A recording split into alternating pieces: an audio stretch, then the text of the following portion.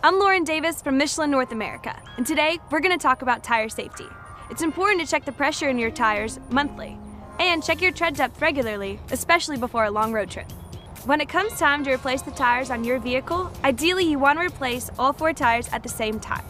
But if that's not possible, most experts recommend replacing 2 tires and putting them on the rear for maximum safety in wet conditions. Let's take a look at what happens when you replace 2 new tires and put them on the front.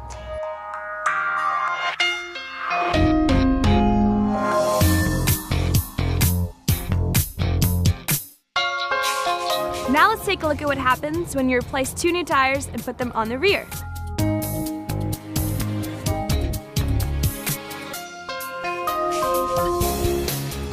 So remember, there are 3 easy ways to check for tire safety. Number 1, check the pressure in your tires. Number 2, do the penny test to check for the tread wear. And number 3, ideally install 4 new tires at one time, but if you can only install 2, put them on the rear for maximum safety in wet conditions. Michelin, a better way forward.